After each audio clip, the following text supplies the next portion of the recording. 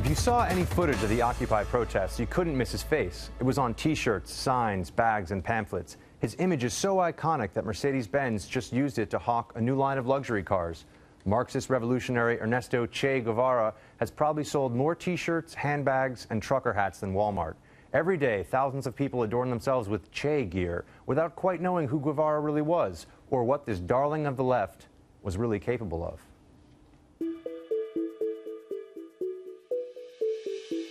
The morning of November 17th, 1962, in their own words, FBI headquarters assumed all the trappings of a military command post. They went on war footing. They had uncovered a plot to bomb New York City. They had infiltrated Cuban agents. The targets were as follows: Macy's, Gimbel's, Bloomingdale's, and Grand Central Terminal.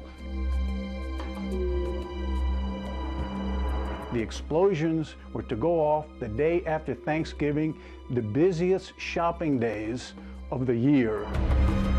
The FBI found a cache of 12 different detonators, hand grenades, and some TNT. Some defectors have confirmed to me that they were planning to set off 500 kilos of TNT. This was the first time the U.S. was confronting anything like this. And the Kennedy administration ordered the Border Patrol and Coast Guard to start rounding up the Cuban exile freedom fighters, people who had been trained and armed by the U.S. just a month before. 50,000 people, roughly, worked in the Twin Towers on September 11, 2001. Macy's, by itself, receives 50,000 shoppers the day after Thanksgiving. Add Gimbel's, add Bloomingdale's, add the Statue of Liberty, add Grand Central Terminal, and do the math. We've got to think that 9/11 would have been the second deadliest attack on U.S. soil. So here they are twice trying to incinerate, entomb, and murder tens of thousands of New Yorkers in particular. So what happens when Che Guevara comes to speak at the United Nations, December of 1964? He's treated like a rock star. He is feted by Bobo Rockefeller at a Manhattan suite, and people line up for his autograph. Fidel Castro visits the United Nations on its 50th anniversary in 1995. He couldn't keep up with the invitations that he got from Manhattan's best and brightest. What things like that tell me is that we're still not very good at recognizing our enemies. So Buck, tell us more about Che and why he became such a celebrity while he was alive. We know he's on T-shirts and handbags and all that now, but even at the time, it seemed that Americans didn't really understand his really devious plots against our country. Well, this is what we need to understand from the ignorant left. They don't understand that this individual was a true sadist, actually.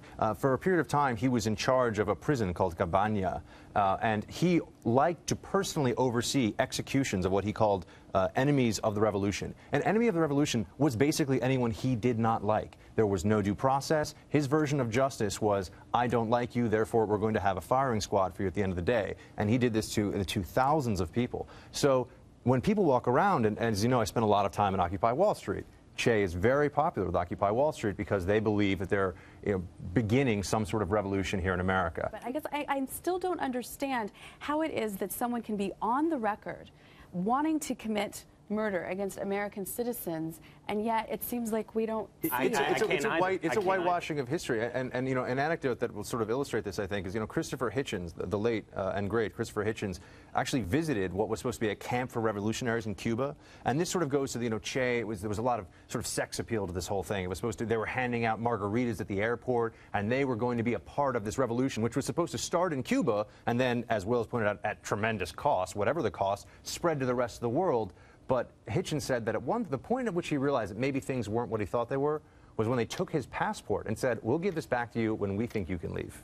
And that is your first taste of what it is to be in a true statist regime. So, you know, obviously going back to why we think that, or why rather the left has embraced this character, it's because of ignorance of who he truly was. Is it ignorance? Is it really that? I think that there are people who are far left who have written biographies of him, and there have been movies made and such, and that has created this figure who is not real. I don't believe anybody who knows the true history could actually hold this person When I up. watched that, and you know, the 20-somethings with their Che T-shirts and baseball caps and posters and so forth, I wonder, what would Che make of these kids? Would he say, like, you wouldn't survive one day in a Cuban jungle? What more, he's been commercialized. Right, commercialized, and into a product. He's actually a symbol of capitalism. Yes, exactly, the irony of Che being, you know, sanitized, commercialized, and capitalized. In fact, down at the protest, the Occupy Wall Street protest, those were the shirts that were being on sale the most. The pictures of him, the face right on the front. There's a broader lesson, though, too, which is that, you know, we need to know who our enemies are. And I think we're seeing this play out in terms of U.S. foreign policy now and just the way we view the rest of the world, because people need to start to look at what exactly is happening with those that we claim are our allies. In the Arab Spring, we were talking this before off camera, our moral authority in the region is hampered by the fact that we made some deals with some devils.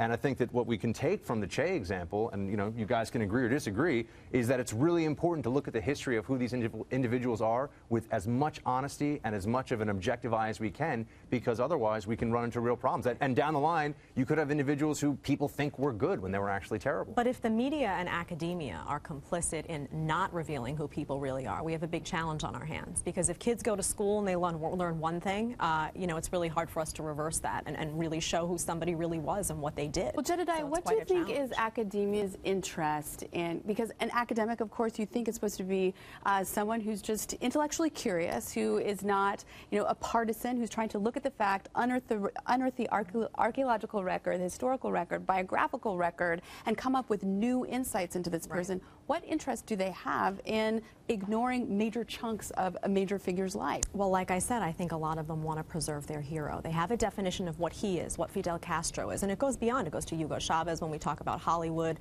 being in love with him. I think they have an idea of what this person represents as being an ally of the poor, and it's a social message that they want to spread out there. This is the type of person who is linked to oftentimes figures of communism. They want that message to be a good message versus capitalism, which is evil, etc. So I think it fits a big picture image. And if there is someone who is a leader who is perhaps more of a tyrant, there's a refusal to recognize that and a willingness to perpetuate a false message. While Che has sole ownership among the left in the interest of fairness, there are other figures that are embraced by many people. We've given several reasons why these figures are embraced, whether or not it's ignorance, whether or not it's picking and choosing, as you said earlier, the parts of that figure you want to, perhaps for your own strategic interests, or maybe through propagandizing. I think, Buck, back to your point, we have to analyze all the people we put up onto pedestals and say, do they satisfy the total image? Or are we doing the same thing? With Mubarak, did we make a strategic choice to back somebody that had some of these same failings and apply that across the board? Pinochet, who we exalt for capitalism, did some terrible things in Chile. You're absolutely right. And, you know, we look now, we were too late on this in Egypt. We're on the wrong side of that. We waited until the people basically made the decision for us, and we weren't honest about what was going on there. What's the story in Saudi Arabia? What's the story in Pakistan? You know, we're constantly having this discussion.